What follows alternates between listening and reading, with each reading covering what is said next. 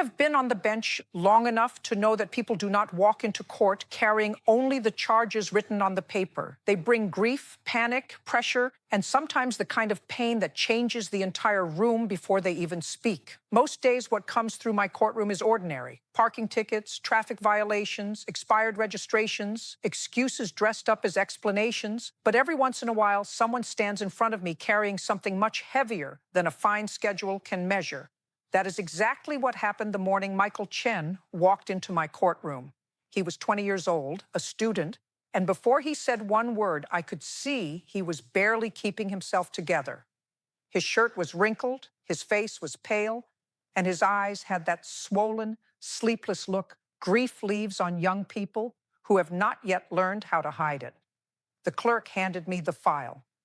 3 parking tickets near Rhode Island Hospital, 1 unpaid registration renewal. With late fees, a little over $400. I asked him what happened. He took a breath and told me he had been parking near the hospital because his father was in intensive care, stage 4, pancreatic cancer. He said he knew the parking was illegal. He said he knew he should have handled the tickets sooner. But every day was hospital, school, home, and back again. No sleep, no focus, no sense of time. So I asked him how his father was doing now. Michael looked straight at me and said, "He died 2 weeks ago." The courtroom went quiet. I asked when the funeral had been. He said the previous Friday.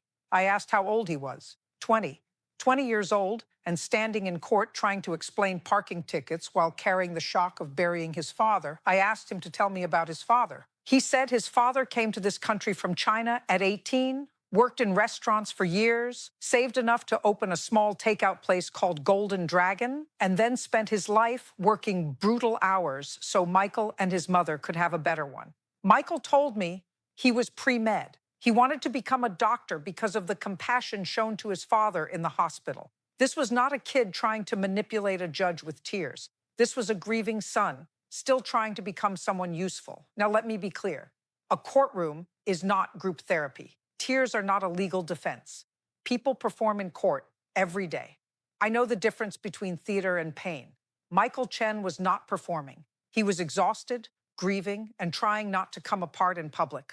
I looked at the dates on the tickets again. December 15th, December 22nd, January 5th, exactly the weeks when he was watching his father slip away.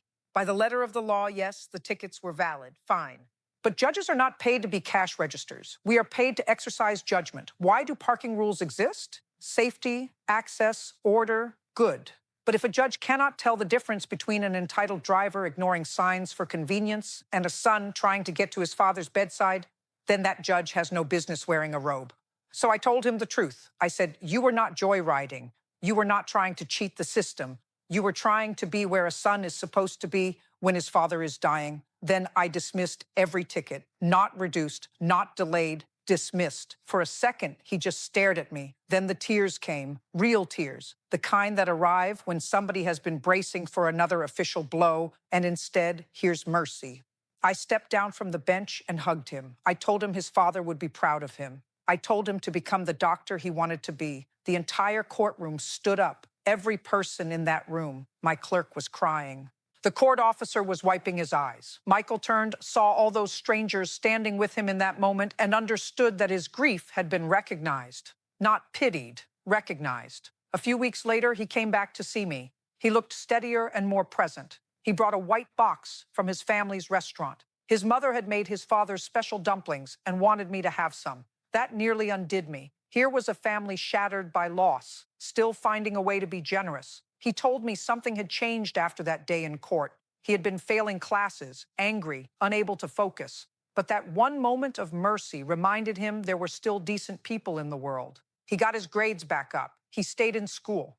Later, he wrote to tell me he had volunteered in the oncology ward where his father died, helping families going through what his own family had just endured. Then he wrote again to say he had been accepted to medical school on a full scholarship. Years later, I learned that Dr. Michael Chen had opened a free clinic for underserved immigrant families and named it after his father's restaurant, Golden Dragon. That is why judgment matters. One moment of mercy in a courtroom does not always end there. Sometimes it moves outward. Sometimes it becomes part of the way someone else treats the world. So no, I did not dismiss those tickets because I was being soft. I dismissed them because I was being just. Rules matter. But rules serve people.